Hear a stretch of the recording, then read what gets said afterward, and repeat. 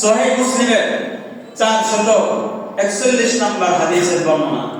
قال رسول الله صلى الله عليه وسلم রাসূলুল্লাহ সাল্লাল্লাহু আলাইহি ওয়াসাল্লাম বলেন, মা মিনকুম মিন আহাদিন ইয়াতাওয়াদ্দা ফায়ুবলিগু আও ফায়ুসবিগুল ওযুআ সুম্মা ইয়াকুলু আশহাদু আল লা ইলাহা ইল্লাল্লাহ ওয়া আন্না মুহাম্মাদান আবদুল্লাহি ওয়া রাসূলুহু ইল্লা ফুতিহাত লাহু আবওয়াবুল জান্নাতি সামানিয়াতু ইয়াদখুলু মিন আইয়িহা শাআ। রাসূলুল্লাহ সাল্লাল্লাহু আলাইহি ওয়াসাল্লাম বলেন, তোমাদের মধ্যে কোন ব্যক্তি যখন ভালোভাবে ওযু করে, ওযু করার পর একটা দোয়া করে, আশহাদু আল্লা ইলাহা ইল্লাল্লাহ ওয়া আন্না মুহাম্মাদান আবদুল্লাহি ওয়া রাসূলুহু, অথবা আশহাদু আল্লা ইলাহা ইল্লাল্লাহ ওয়াহদাহু লা শারীকা লাহু ওয়া আশহাদু আন্না মুহাম্মাদান আবদুহু ওয়া রাসূলুহু, এই দোয়াটা যখন কোন বান্দা ওযু করার পর পড়ে, রাসূলুল্লাহ সাল্লাল্লাহু আলাইহি ওয়াসাল্লাম বলেন, ইল্লা ফুতিহাত লাহু আবওয়াবুল জান্নাতি সামানিয়া, তার জন্য জান্নাতের 8টি দরজা খুলে দেওয়া হয়। সুবহানাল্লাহ। ইয়াদখুলু মিন আইয়িহা শা, কিয়ামতের দিন সে জান্নাতের 8টি দরজার যে দরজা দিয়ে ইচ্ছা জান্নাতের মধ্যে প্রবেশ করবে। সুবহানাল্লাহ। দরবারে ইনশাআল্লাহ তাআলা আল্লাহ রাব্বুল আলামিন আমাদেরকে আমল করার তৌফিক দান করুন। জান্নাতের যে দরজা 8টা, সেই 8টা দরজার নাম আছে আলাদা।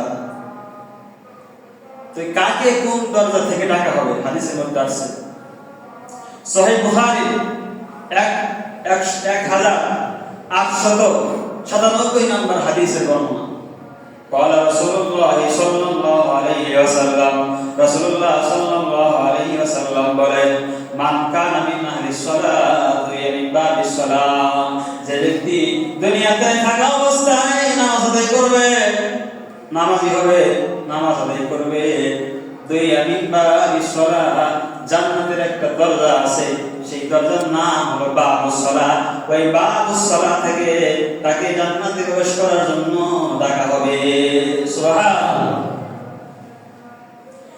ওয়া মান কানা মিন আহলিল জিহাদ, আর যে ব্যক্তি দুনিয়াতে আল্লাহর রাস্তায় জিহাদ করবে, দুই আমিন বাবিল জিহাদ, জান্নাতের একটা দরজার নাম আছে বাবুল জিহাদ, ওই বাবুল জিহাদ থেকে তাকে জান্নাতে প্রবেশ করার জন্য ডাকা হবে। সুবহানাল্লাহ। ওয়া মান কানা মিন আহলিস সাদাকা, দুই আমিন বাবিস সাদাকা, আর যে ব্যক্তি দুনিয়াতে মসজিদ মাদ্রাসায় এতিম অসহায় মানুষকে দান করবে, দুই আমিন বাবিস সাদাকা, জান্নাতের একটা দরজার নাম আছে বাবুস সাদাকা, ওই বাবুস সাদাকা থেকে তাকে জান্নাতে প্রবেশ করার জন্য ডাকা হবে। সুবহানাল্লাহ। ওয়া মান কানা মিন আহলিস সিয়াম, যারা দুনিয়াতে রোজা পালন করবে, বাবুর রায়্যান থেকে তাকে জান্নাতে প্রবেশ করার জন্য ডাকা হবে। সুবহানাল্লাহ। তার নাম আছে। তো একথা শোনার পর হযরত আবু বকর সিদ্দিক রাদিয়াল্লাহু তাআলা বললেন, বিআবি আনতা ওয়া উম্মি ইয়া রাসূলুল্লাহ, আমার মাতা পিতা আপনার জন্য কুরবান হোক। ওয়া আল্লাহর রাসূল, মা আলা মান দুইয়া মিন তিলকাল আবওয়াবি মিন দারুরাতি, জান্নাতের যে কোন একটা দরজা থেকে জান্নাত প্রবেশ করার জন্য ডাকলেই তো যথেষ্ট, জান্নাত প্রবেশ করলেই তো যথেষ্ট। হে রাসূল, সব দরজা থেকে ডাকার কোনো প্রয়োজন নাই। তবে হে আল্লাহর রাসূল, এমন কোন ব্যক্তি কি থাকবে, এমন কোন মানুষ কি আছে যাকে জান্নাতের সকল দরজা থেকে ডাকা হবে?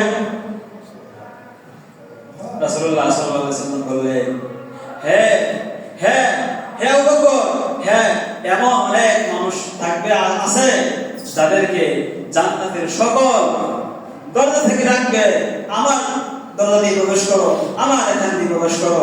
হে আবু বকর, আমি আশা করি তুমি তাদের মধ্যে একজন হবে। সুবহানাল্লাহ।